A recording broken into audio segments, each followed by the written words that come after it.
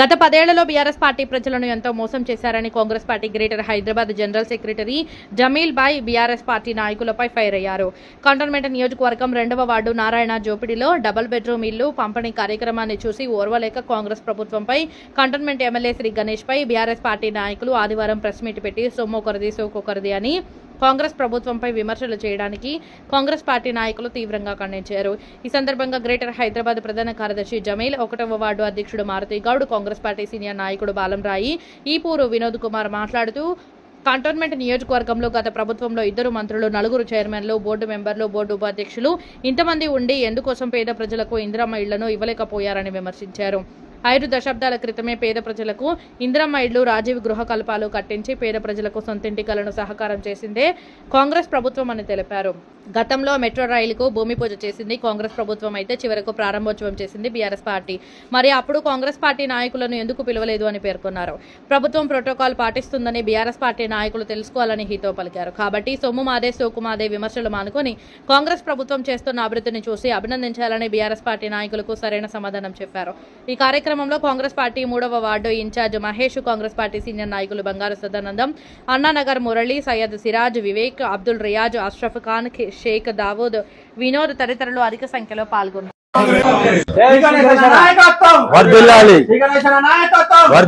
BRS వాళ్ళకు సూటిగా ఒకటే మాట చెప్పదలుచుకున్నాను నేను. ఇక సొమ్ము కూడా మాదే, కాంగ్రెస్ పార్టీదే, సోకు కూడా మాదే. ఎందుకంటే 4 ఏళ్ల కింద షురువు చేసిన డబుల్ బెడ్రూమ్ ఇళ్ళని మధ్యలో ఆపేసారు. శ్రీ గణేష్ అన్న గెలిచిన తర్వాత దాని మీద ప్రత్యేక శ్రద్ధ తీసుకొని ఇన్ఛార్జ్ మినిస్టర్ పొన్న ప్రభాకర్ గారిని, పొమ్మిలేటి శ్రీనివాస్ గారిని ఈసారి కలుస్తూ ఇక్కడ ఉన్న సమస్యల మీద వివరించుకుంటూ దీన్ని తరచుగా దీన్ని పూర్తి చేశారు.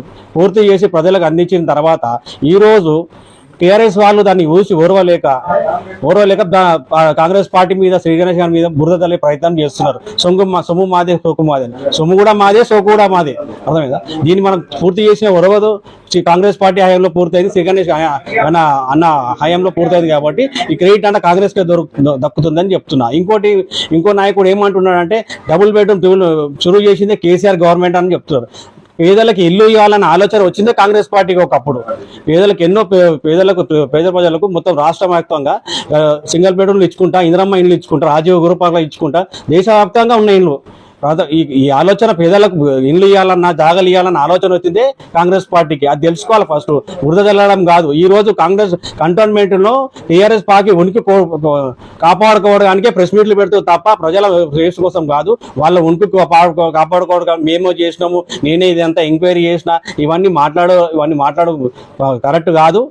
కంటోన్మెంట్ ప్రజలు చాలా తెలివి వాళ్ళు. మీరు చెప్పే మాటలు ఏది నమ్మరు. మీరు చెప్పి ఏదో బురద జల్లాలి ప్రయత్నం చేస్తారు తప్ప మేము ఉన్నాము కంటోన్మెంట్ లో, మేము కూడా టీఆర్ఎస్ పార్టీని మర్చిపోయే పరిస్థితి వచ్చింది. కాబట్టి మేము ఉన్నామనే ప్రయత్నంలో భాగంగా ఈ టీఆర్ఎస్ పార్టీ వాళ్ళు ఈ ప్రెస్ మీట్ పెట్టినే తప్ప ఇంకోటి ఏం కాదు.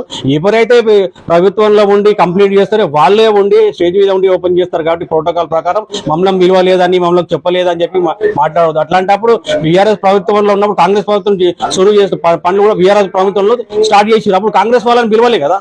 అది మీరు తెలుసుకోవాలా. మెట్రో ట్రైన్ స్టార్ట్ అయింది, ఉప్పల్లో స్టార్ట్ అయింది. అప్పుడు ఉన్న అంజన్ కుమార్ యాదవ్, అప్పుడు సీఎం, అప్పుడు మంత్రుల సమక్షంలో అక్కడ మన పూజ స్టార్ట్ అయింది. అది దాని ఫినిషింగ్ ఎప్పుడైంది? మొత్తం మెట్రో ట్రైన్ స్టార్ట్ అయింది ఎప్పుడు? ఈ బీఆర్ఎస్ ప్రభుత్వంలో. అప్పుడు కాంగ్రెస్ పార్టీ నాయకులను పిలిచి దాన్ని పెద్దపీట వేయలే కదా. ఎవరైతే ప్రభుత్వంలో ఉంటారో వాళ్ళే దానికి అర్హులు.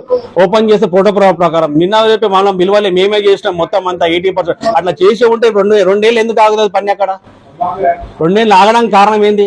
ఇవి కమిషన్లకు కక్కుర్తు పడి పనులు ఆపుకొని ఇవి గణేష్ అన్న వచ్చిన ప్రత్యేక చొరవ తీసుకొని కంటోన్మెంట్ బుల్లెట్ స్పీడ్ తో డెవలప్మెంట్ చేసుకుంటూ పోతుంది. కాబట్టి వీళ్ళు ఓర్వలేకనే ఇలాంటి అవాకులు చవాకులు మాట్లాడుతున్నారు. కాబట్టి ఇక ముందు ఏదైనా మాట్లాడే ముందు, గణేష్ అన్న మీద ఏమైనా విమర్శన చేసే ముందు జాగ్రత్తగా మాట్లాడని చెప్పి వాళ్ళని హెచ్చరిస్తున్నారు.